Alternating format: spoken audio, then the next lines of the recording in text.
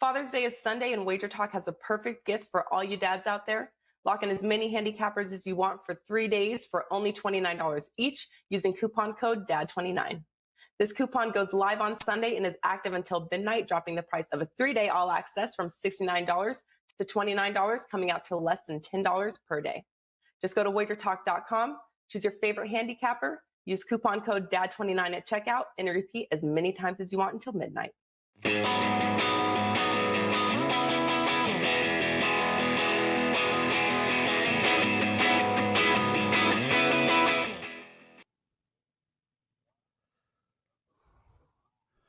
Welcome, everyone. Wager Talk Today. It's Thursday, June 17th. Teddy Covers joining me. I'm Lawrence Presman. Thank you all for tuning in. Steve Merril right off the top today. We're talking 3 baseball games, Cubs, Mets, Cardinals, Braves, and the Tigers at Angels, the Braves. Anyway, Teddy, how are you, man? Oh, Carm after that. I'm in a mood. Bugger off. Carm after that, old soccer. Screw you.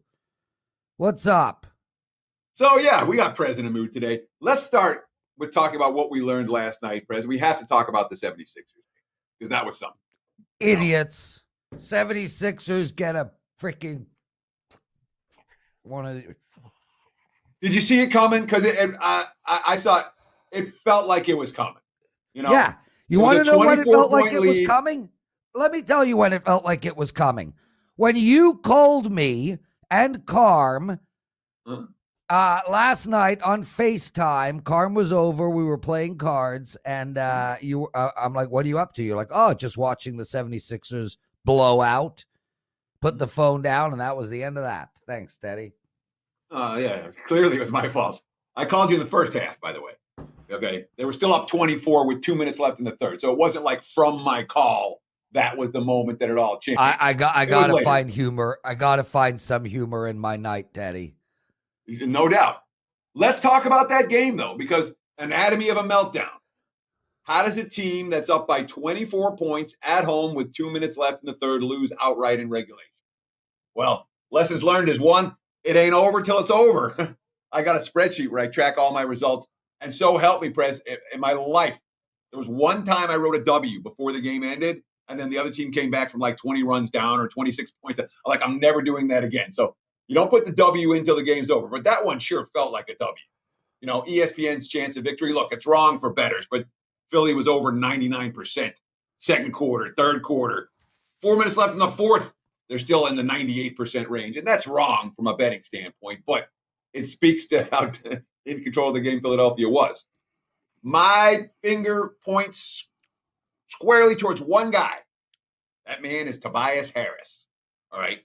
Philly signed him to a max extension. Instead of Jimmy Butler, they signed Tobias Harris. And when you have a second half at home where every bucket comes from either Embiid or Curry, literally, those are the only two guys that hit a bucket. Harris disappears both ends of the floor, the most important half of the season. That's where my finger points. And of course, goes from 24 to 18 at the end of the third, 18 to 11. Lou Williams got hot. Then Collins banked in the 3 with the shot clock winding down to cut it to 8. Then Trae Young went nuts down the stretch. Philly's elite defense allowed scores on 21 of 25 possessions during that span. They couldn't score. Yeah, I think Philly goes home in Game 6. They deserve to. That was not a good showing with a big lead at home. And I know Embiid's not healthy, but again, Prez, what did we learn? It ain't over till it's over. What about you, my friend? What did you learn last night? Teddy, look, I'm going to make this. Man, I started as a handicapper in 1998. In 2000 and I don't know, 7, 8. I went on a massive slump and I quit. I couldn't do it. I physically and emotionally could not handle the negativity that comes with losing for my clients. My bankroll is my bankroll, dude. I am a big man. It doesn't bother me at all. Win, lose. Man, I ran so hot for the last 3 months, and the last 3 weeks have been such a nightmare for me. I literally quit handicapping for 2 years already once in my career because I couldn't stand the negativity. And here I am again. I can't handle the negative. I went 1-5 last night, Teddy. I had the Atlanta Braves. I had the LA Dodgers. I had the Philadelphia 76ers. I had the Vegas Golden Knights. Not only did I go 1-5, I went 1-5 with juice. I had Utah as a 5% play. The only game I won was the Utah over, and I didn't sleep. I'm mad. I don't want to do this shit. Like, honestly, like, I love doing I love talking sports, but man, when I am in the middle of a bad slump, I literally can't handle it, like, at all. Like, I can't. Let's talk about this for a minute, because what you're going through is not unique to you. It's not unique to anyone who's done this. We all go through it at some point or other. All right. Where, and you were as hot as a firecracker for months. Idle MLB run for weeks, Yep. And inevitably you're going to come back to earth. Inevitably, the things that were going, all the tight games that were working in your favor, the blown leads that were working in your favor, inevitably there's going to be some correction. Nobody wins all the time. The key as a handicapper, is sustainability. It's being able to work your way through these dismal stretches that we all have. We all suffer through sometimes. Doesn't matter if you've been doing this like Prez and I have for the last 3 decades. Coke has been doing it for 5 decades. Everybody has rough times. Everybody has slumps. The difference between long-term winners and long-term losers is how they react to those slumps. The casual bettors, the guys who haven't been doing this forever, when they have a slump, at the end of it, they won't have a bankroll. You don't work that way, Prez. You're ahead of the game in that regard because you've been through those lessons before. So at the end of this slump, you'll still have a bankroll and you'll win some games and will be the Prez that we know and love. But to see your frustration, it's important. I think it's a good lesson for people to see out there. The pros get frustrated too, really frustrated. It happens. Take a breath. Take a day off. Come back tomorrow. We'll do it again. Yeah, no, I mean, look, Teddy, well said. And yeah, I mean, I'm going to have a bankroll. I'm always going to have a bankroll. It's the amount of care for my clients. I mean, I had guys who bought my plays yesterday and went 1-5. I want to do a road trip and give every single one of them a hug. Like, it's the worst feeling. It is the worst feeling when you take your client's bankroll and burn it.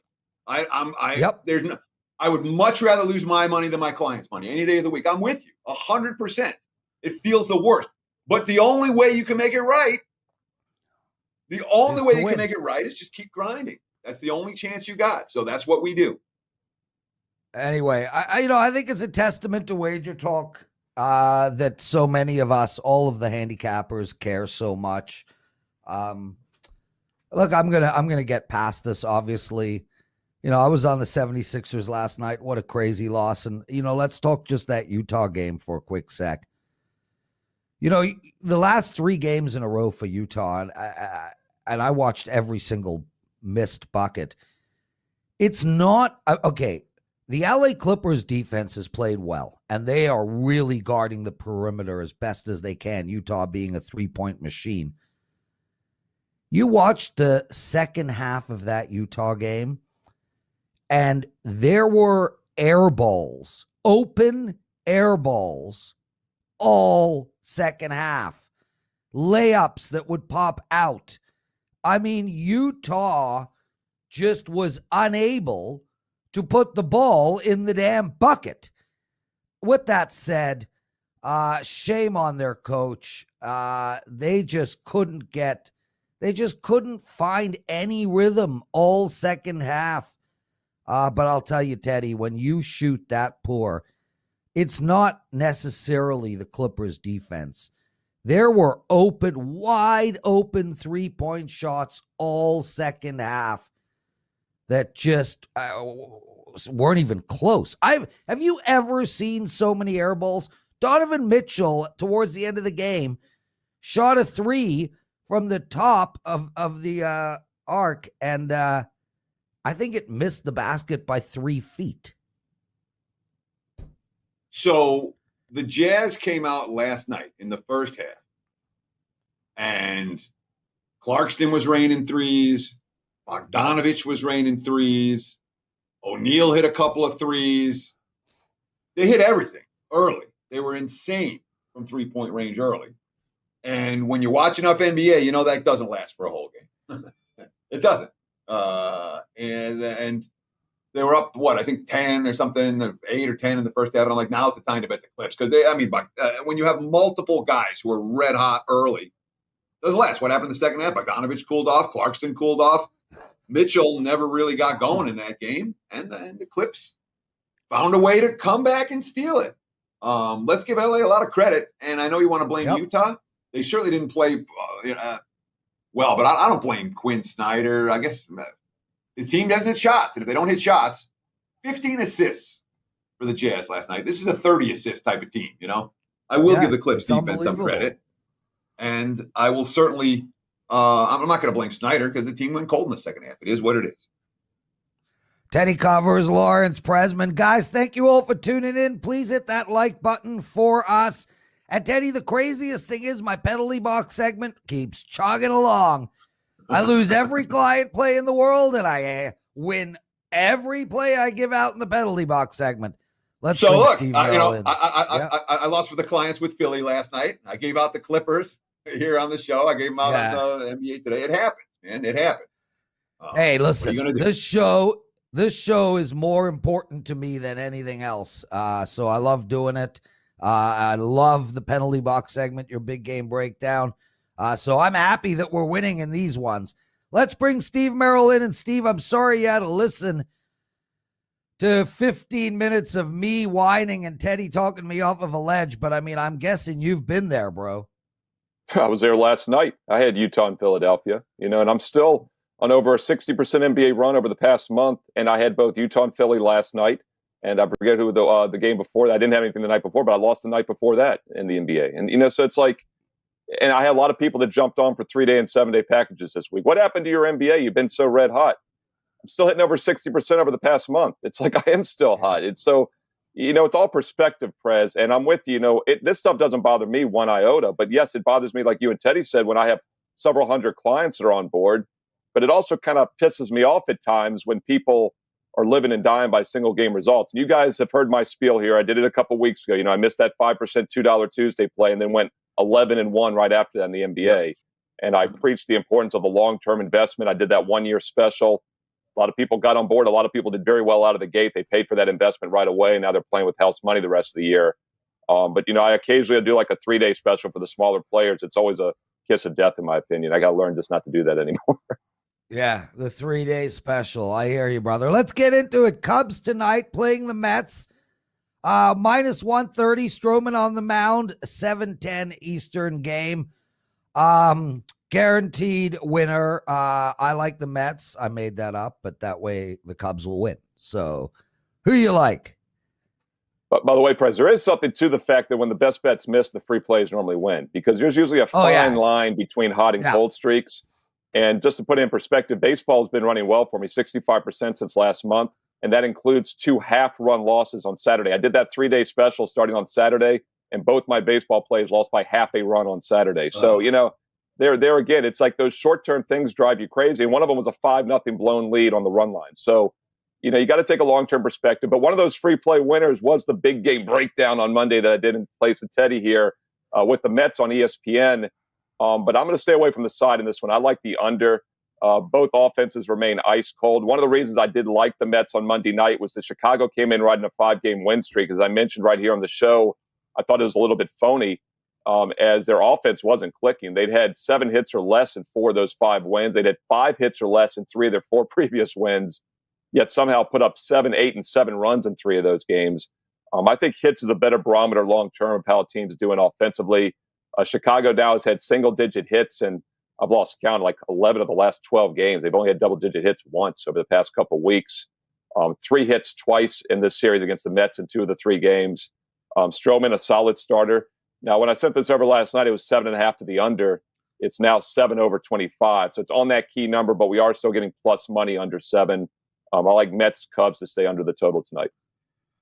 So do you worry at all about the bullpens for this game? You look at a first 5 under as opposed to a full game under, just because DeGrom got pulled early yesterday.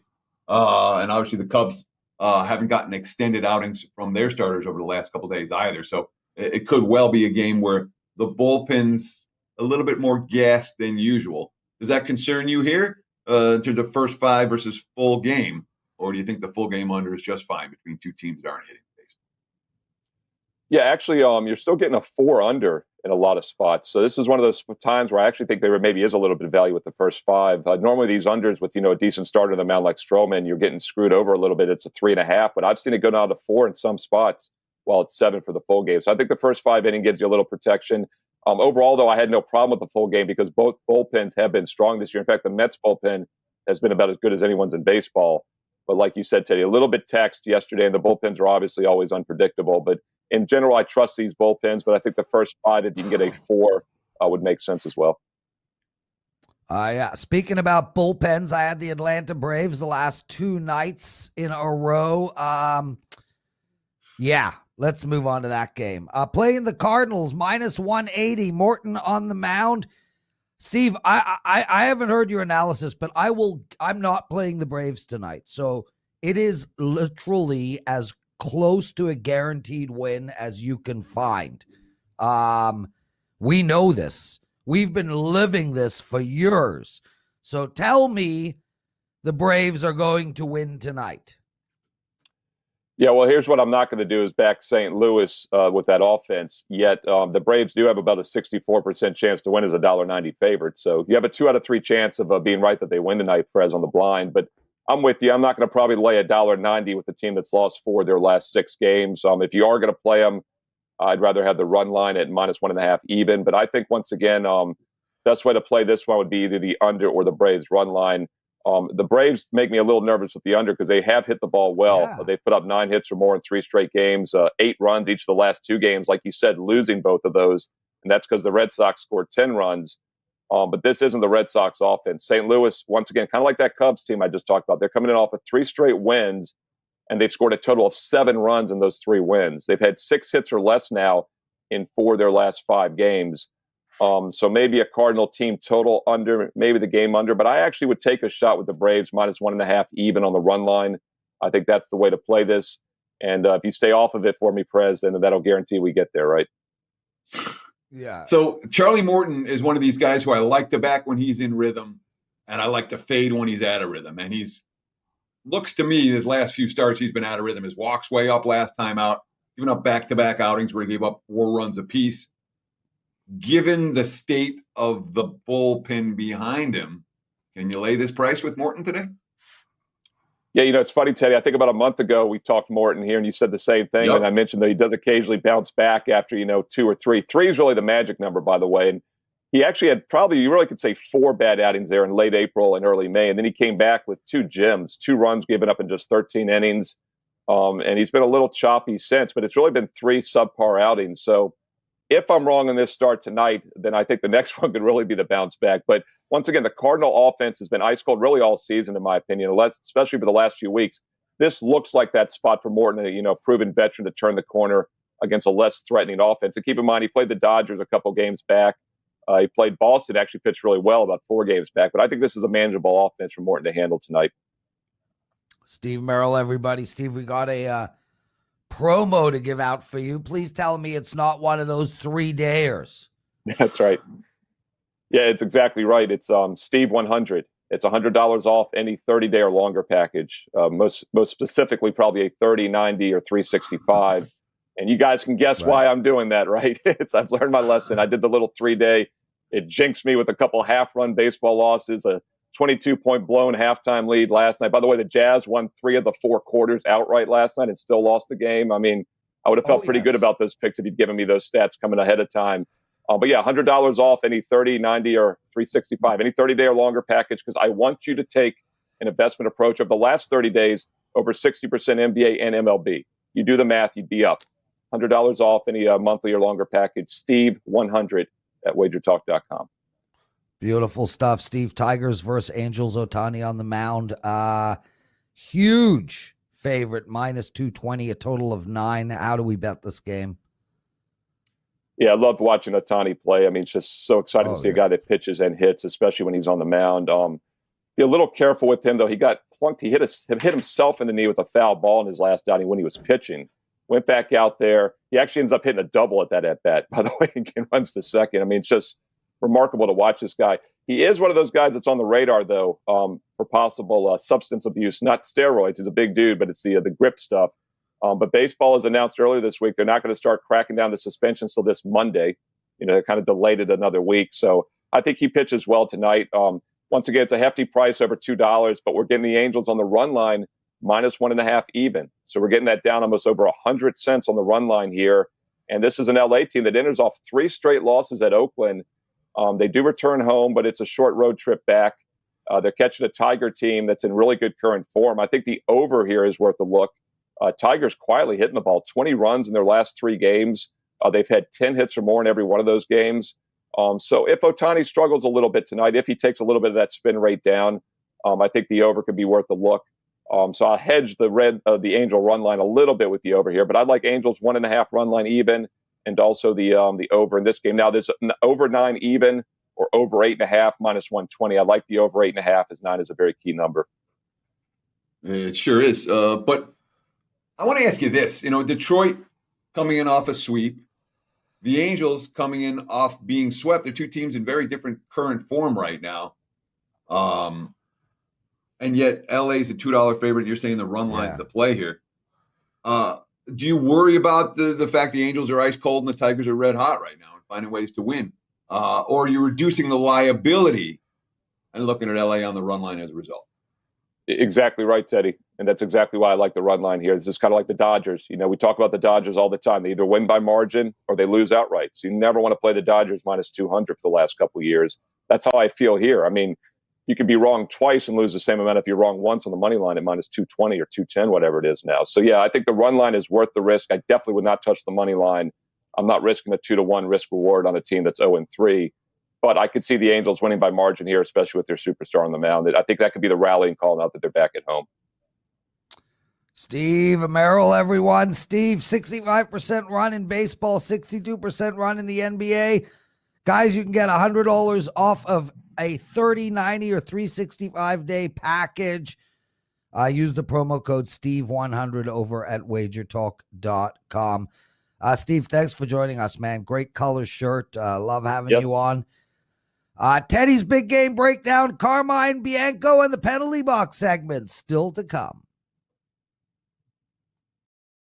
Are you ready for football season? Yes, you heard right. The NFL kicks off in less than 50 days, and WagerTalk and Gold Sheet have you covered with the new Gold Sheet NFL Summer Guide. The Gold Sheet NFL Summer Guide is over 80 pages of actionable NFL handicapping information to help you prep for this season from a betting perspective, and best of all, the guide is free. This includes lines for every NFL game, schedule with Ralph Michaels' exclusive power ratings, position-by-position breakdown with every NFL player that made a start last season, exclusive NFL health reports for each team, and much more. Just go to thegoldsheet.com, and the guide is available on the front page with no sign-up or information needed.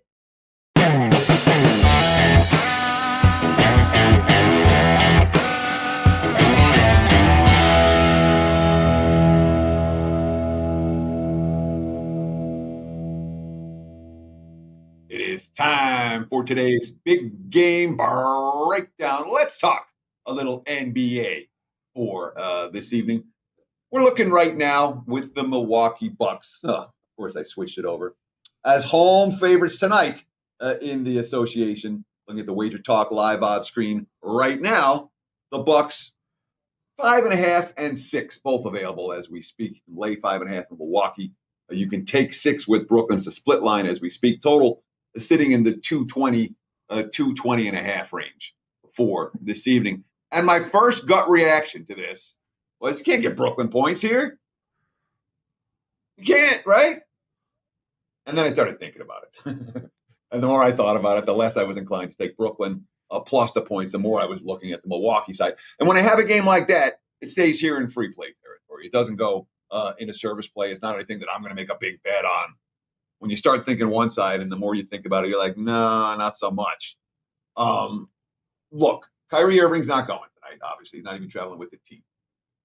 James Harden played 45 minutes on Tuesday. And let's be honest, he wasn't anywhere near 100%. Kevin Durant played as good a playoff game as you'll ever see anybody play ever. Okay. And he never left the court, played all 48 minutes. All right.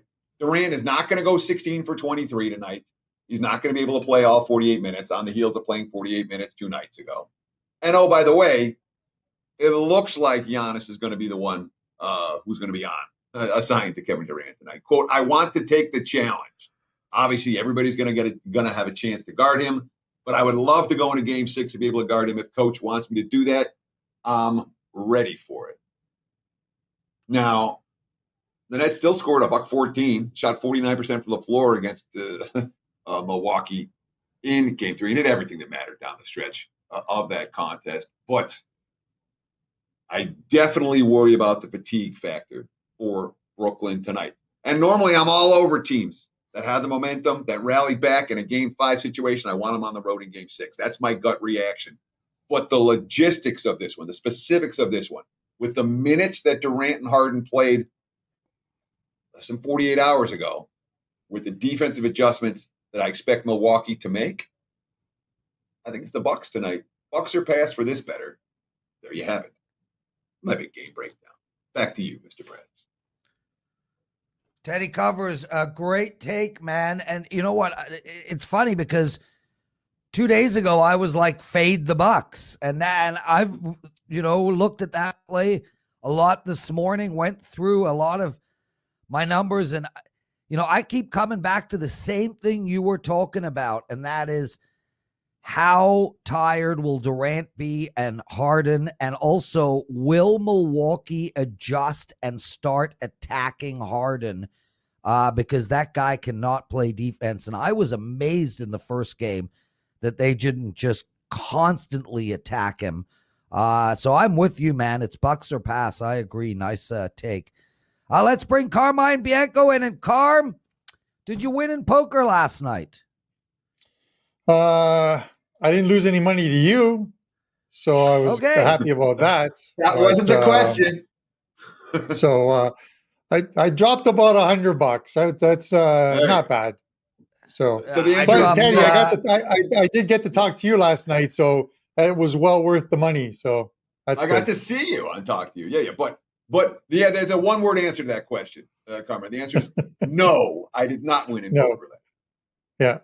Do you know, Prez's poker playing last night was about as good as his prognostication last night. If you think Prez losing is bad, sitting next to Prez while he's losing is even worse. I would have paid $200 not to be there. Let me just ask you, did he lose at cards? Because I find like, if I'm losing my games, I can't win at cards. Yes, he did. There's no, no the biggest chance. loser, the biggest loser of the night, Teddy. Yeah. Clearly. Well, that was you were losing before the game started, Prez. Yeah, dude, I couldn't hit my straights. I couldn't hit my flushes. Anyway, Carm, welcome to WagerTalk Today. Let's talk soccer. Euro 2020 underway, and right off the bat, man, I want to ask you what your takeaways are. I mean, for me, really quick, just 2 things. One, huge win by France sets up a must-win game for Germany. Germany loses the next game, they're out. And Italy, really, really impressed with this Italian soccer team. This is a team that likes to win games 0-0 in penalty kicks. This is a team that gets perfect 10s off the diving board. And here they are, very little diving, really pushing the pace. 3-0, 2 games in a row. They haven't allowed a goal in 10 games. They're on a 26-game win streak. Man, I don't know exactly the brackets, but I hope France and Italy are destined for a championship match. Those are so far? those are two of the takeaways. You look at it. I've been big on France since even before the World Cup. They won the World Cup. I think they're going to go deep and likely make the final in this tournament. They've got such a great team over there, a young team. They've a great mid. I'm all about midfield and the back line. When you have a strong defense, your offense will take care of itself. And they didn't even need to score. Germany scored an own goal. Hummels into his own net in that game. They won 1-0, but they have control of this group right now. They'll have 6 points after they knock off Hungary on the weekend in all likelihood. But they're playing extremely well. And then the other one is, I was on WagerTalk today with you guys before the tournament started, and I said there aren't many dogs or high-priced teams in the futures that have a shot to win, but the one that does is Italy at 12-1. They are now about 6-1. I thought that price was not fair at all on this team. 12-1 right now. And Lawrence, it's 29 games now, 25 wins, 4 draws. Going back to November of 2018 is the last time they've lost a game. Roberto Mancini took over this team. He's got them playing football the way you want to play football. Attack, score, attack again. And here's a funny thing before we get to the first game. I'm at a pub or a rooftop patio watching the Italy game. And when they scored the third goal with a minute left, everyone is cheering and I'm yelling no, because I had under 2.5 in that game, unfortunately. So I was probably the only Italian there unhappy by that third goal, but they're playing extremely well and they're going to go deep in this tournament. So let's get to some game breakdowns. Start with England and Scotland. The English host the Scottish on Friday. England 1-0 winners in their opener. Scotland lost 2-0 in their opener. What can we expect to see between these two squads on Friday? Yeah, obviously the game is being played at Wembley, so I think it's 22,500 fans that are allowed in the stadium. Another home game for England, essentially. And they played well. They played well in that game against Croatia, getting the 1-0 win. They did what they had to do. And there was a lot of people complaining about the lineup that England had out there. Trippier on defense, Raheem Sterling starting instead of Grealish, but Sterling got the game-winning goal. Southgate did what he had to do with the lineup. I think we see a slightly different lineup in this one tomorrow, but England's the side here to win. You can't lay the 330. I think the price is almost 335. You can't lay that price. But so there's different ways of looking at this, Teddy. I'm looking at a couple things. I don't think England will allow a goal in this game. So there are options where you can take the result and whether both teams will score. Yeah. England and the no. So England winning and both teams not to score is -110, which is a much better proposition than betting 334. Also, there's another proposition where you can take England to have the lead at halftime and win the game. It's called a halftime full-time bet, and that's -105. They have the lead at halftime. They're not going to lose the game. And finally, Harry Kane, who was one of the choices to win the Golden Boot. Obviously, he hasn't scored as of yet. He's about -130 to score a goal tomorrow against Scotland, and I think that's the way to go as far as this goes. England should get the will. I'm looking at something along the lines of 2-0, 3-0. The 2-0 is +500, the exact score. 3-0 is +750. Is there a bet you can make on Scotland not to score? It sounds to me like the handicappers, you don't think that the Scottish are going to put the biscuit in the basket. Yeah, well, they have the option, a couple options. They have both teams to score, just that bet in itself. But I think it's -175 on the no, which means either team winning to 0. Or you can take the Scotland team total under half a goal. I'm not sure what that is, but it's got to be close to you having to pay juice on that one as well, too. So I think England winning and no to the BTS -110 is as close you can get to an even money bet on this game. Carmine Bianco, it's funny because I did make a bet on this England game, and I bet 1-0 England and 2-0 England, both +500. So I feel, I'm with you. I'll be amazed if Scotland scores a goal in this game. So great take on that. And let's get to the big one, dude. Portugal, Germany. I mean, Portugal, the reigning champs right now, playing Germany, who is just an absolute powerhouse on the international stage. But here they are. They lose. They're out. Okay, maybe miraculously they could sneak their way in, but they lose. They're out. Ronaldo playing awesome. I think he's 36 now. My God, he's good. How are we handicapping this game? Yeah, the shine is off the diamond or whatever as far as Germany on the international stage. I mean, they had obviously a disappointing World Cup in 2018, didn't make it out of the group stages, and now they're in a position here in Munich again where they need to win this game. They're not eliminated with a loss or a draw, but if they lose this game, it sets up a final match day where they're going to have to beat Hungary and likely going to have to beat them by a few goals to try and get one of the four best third place finishers of the 6 groups will make it into the knockout stages. But there are some other teams with a plus goal differential. So they can just help themselves by winning on the weekend. The problem here is they played very well against France and still didn't win or get a point out of the game. And while many say, well, don't worry, they're going to win this next one or they'll win the final one, go back to the World Cup in the group stages, and they lost the opener to Mexico 1-0. Then they got a result against Sweden. And then on the final day of match day, they were a 2-goal favorite against South Korea and lost the game 2-0. So nothing is a given as far as final match days and having to win games. I saw enough in the last 30 minutes of that game. They were all over France. They could have got the equalizer, didn't get it. And they got such a good midfield. Cruz, Gundogan, Gozens, Kimmich. These are guys who can get the ball up the field, get service into the box to guys like Havertz and Gnabry. I feel that as well as Portugal's played, Portugal still left it late in that 3-0 win. They got all 3 goals from the 83rd minute on, and they struggled to score against the Hungary side until the end. So I'm leaning to Germany here. You're getting plus money, plus 125. I think that's the play. They're playing at home in Munich, and we're not taking it because it's a must win. We're taking it because I think their side is good enough to win this game. Carm, help me out here.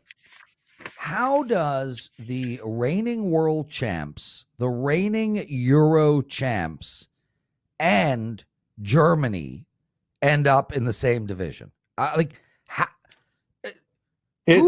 came up with this idea? Well, it's a draw, and this is why there's always, whether it's the World Cup, whether it's the Euros, there's always a group of death.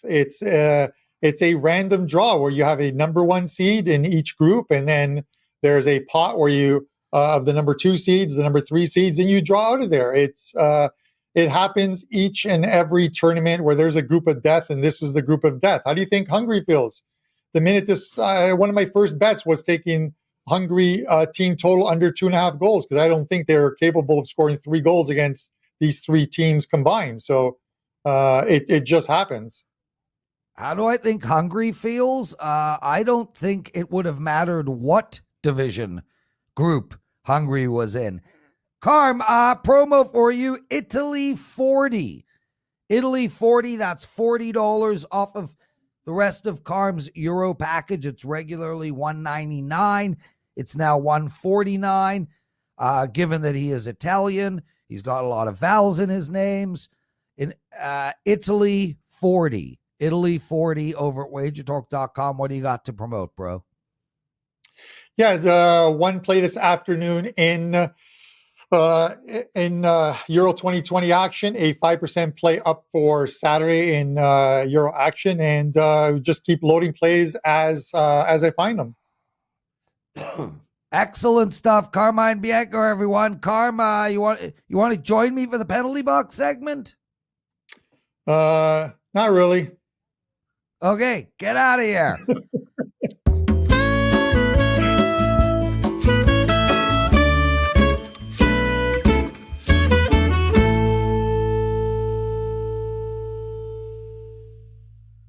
Hey, everybody. Thanks for watching Wager Talk today. And also, when you visit the website, take a look at the pop-up. We're giving away free NFL guide from the Gold Sheet. You don't need to do anything. Literally go over to WagerTalk.com, click on the banner, get your free NFL guide from the Gold Sheet. It is outstanding stuff. As well, great show today. If you guys missed it, check it out on YouTube, Wager Talk TV, our YouTube channel. Carmine Bianco, we do Euro 2020, and Steve Merril, a bunch of baseball picks. By the way, Teddy likes the Bucks or nothing in his big game breakdown. As for the penalty box segment, 3 games for you guys. Let's start with an Andrew McGinnis special. Andrew likes the New York Islanders team total over 2.5 goals. It's plus 118. That's New York Islanders team total over 2.5 goals. And that really goes with my play. I like the over in the game. It is 5. I think we will see. I think we'll see a higher scoring game than the last 2 games. The first game went under. The second game went over. So check that out. New York Islanders over the total. And as for soccer, I like the Netherlands tonight, minus 160 to 170. They're playing Austria. The game starts at 3 p.m. Eastern. I am now 4-0 with my side plays that I've given out on the penalty box in the soccer championship. So Netherlands to win tonight. That's it for me. What an outstanding show. Teddy, I got a veal sandwich waiting for me. Take us home. Sure. That's going to wrap it for the Thursday edition of Wager Talk today. I want to thank all of our guests. I want to thank all of our viewers. And of course, I want to thank the Prez for having a nice, modest meltdown to open the show, which allowed us to talk some important lessons about sports betting. We'll do it again tomorrow, same time, same channel, 9 a.m. here on the left coast, noon on the East Coast. Between now and then, enjoy the games and good luck. And please give us a like, give us a follow before you go. Thanks. Good luck this evening.